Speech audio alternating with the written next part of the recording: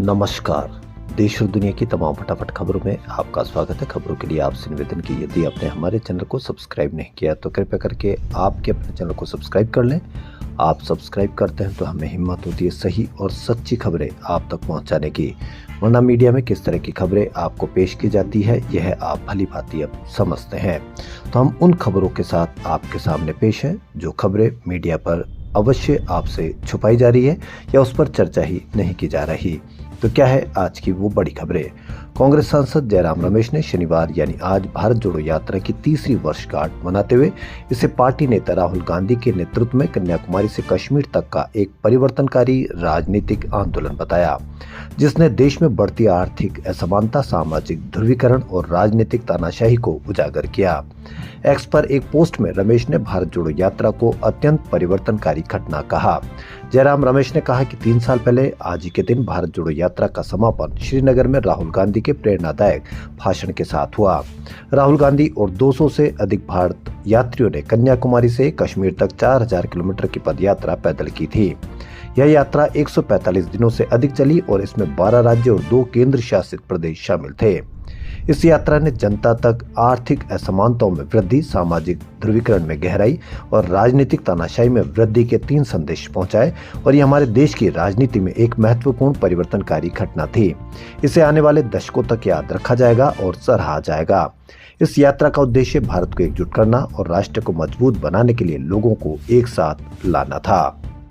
Hollywood actress Margaret Robbie ने बेगम नूरजहां का 400 साल पुराना नेकलेस हार पहना है, जिसकी चर्चा दुनिया भर में हो रही है। वह अपनी आगामी फिल्म वुथरिंग हाइट्स के प्रचार के लिए बुधवार को रेड कारपेट पर ग्लैमरस लुक में दिखी। रॉबी ने लॉस एंजलिस में फिल्म के वर्ल्ड प्रीमियर पर एक शानदार गाउन पहना था। यह लुक बेहद खूबसूरत और विंटेज स्टाइल का था, लेकिन असली सुर्खियां बटोरी उनके नेकलेस ने। यह 69.42 कैरेट का हार्ट शेप का टेबल कट डायमंड है और इसे गोल्ड और रूबी से बनी कार्टियर चेन में सेट किया गया है। इस नेकलेस की कीमत लगभग $8 मिलियन यानी करीब 74 करोड़ रुपए बताई जा रही है। यह नेकलेस 54 साल पहले 1972 में अमेरिकी एक्ट्रेस एलिजाबेथ टेलर के 5वें पति रिचर्ड बर्टन ने उनकी 40वीं जन्मदिन पर गिफ्ट किया था। उत्तर प्रदेश में पुलिस एनकाउंटरों को लेकर इलाहाबाद हाईकोर्ट की टिप्पणी के बाद विपक्षी दलों ने सरकार पर निशाना साधा। सपा ने प्रदेश सरकार पर हमला बोलते हुए कहा कि बीजेपी भारतीय संविधान और कानून का खुला उल्लंघन कर रही है। इसी तरह कांग्रेस ने योगी सरकार पर निशाना साधा। कांग्रेस ने कहा कि योगी सरकार प्रदेश में अपराध को रोकने में नाकाम साबित हो रही है। समाजवादी पार्टी के प्रवक्ता फकरुल हसन ने यूपी पुलिस के एनकाउंटरों को लेकर सरकार पर निशाना साधा। उन्होंने कहा कि प्रदेश की भाजपा सरकार ने कभी भी संविधान और कानून का सम्मान नहीं किया, साथ ही न्यायपालिका के आदेशों का भी पालन नहीं करती। हाईकोर्ट ने कल हाफ एनकाउंटरों पर टिप्पणी की थी। कोर्ट ने स्पष्ट कहा था कि सजा देना न्यायपालिका का काम है। उन्होंने कहा कि जब से प्रदेश में भारतीय जनता पार्टी की सरकार बनी है, भाजपा ने न्यायपालिका के अधिकार क्षेत्र में अतिक्रमण कर दिया। अमेरिका में डंकी रूट से एंट्री करने के मामले में बीते 1 साल में हर रोज 65 भारतीय पकड़े गए। जनवरी से दिसंबर 2025 के आंकड़ों के बीच अमेरिकी बॉर्डर एंड कस्टम ने कुल 23,830 भारतीयों को पकड़ा। आपने इससे ज्यादा खबर बांग्लादेश की देखी, जबकि 23,830 भारतीयों को पकड़ा। उनके साथ कैसा व्यवहार किया गया, उनको किस तरह बर्ताव किया गया होगा या उनको किस तरह से भारत भेजा गया होगा, इसकी भी आप कहीं पर भी कोई चर्चा नहीं देखेंगे। विभाग के अनुसार एंट्री के मामले घटे, लेकिन इस पर पूरी तरह से रोक नहीं लगी है।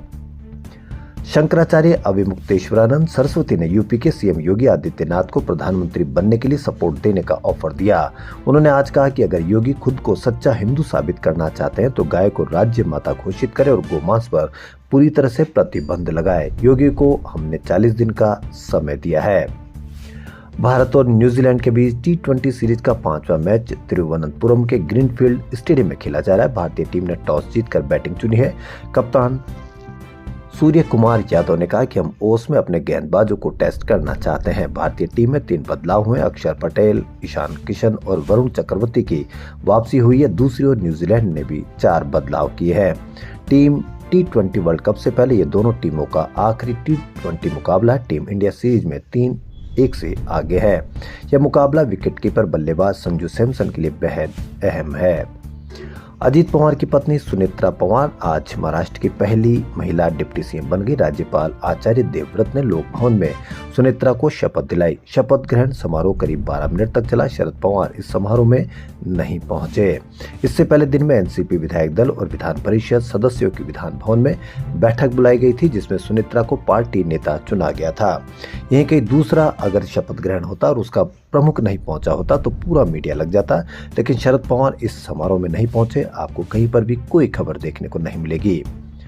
कांग्रेस ने केंद्र सरकार पर नीति निर्धारण में समन्वय की कमी का आरोप लगाते हुए आज सवाल किया कि क्या बजट के आंकड़े पेश किए जाने के तुरंत बाद उनमें संशोधन किया जाएगा, क्योंकि बजट के कुछ ही दिन बाद सकल घरेलू उत्पाद और उपभोक्ता मूल्य सूचकांक की नई श्रृंखला जारी की जानी है। कांग्रेस के संचार प्रभारी महासचिव जयराम रमेश ने कहा कि वित्त वर्ष 2026-27 का बजट कल यानी रविवार को पेश किया जाएगा। रमेश ने सोशल मीडिया मंच एक्स पर लिखा कि राज्य सरकारें आशंकाग्रस्त होकर प्रतीक्षा कर रही होगी कि उनके लिए इसमें क्या है, क्योंकि वित्त मंत्री 16वें वित्त आयोग की सिफारिशें लागू करने की घोषणा करने वाली है। तो देश और दुनिया की तमाम फटाफट खबरों में फिलहाल इतना ही। धन्यवाद।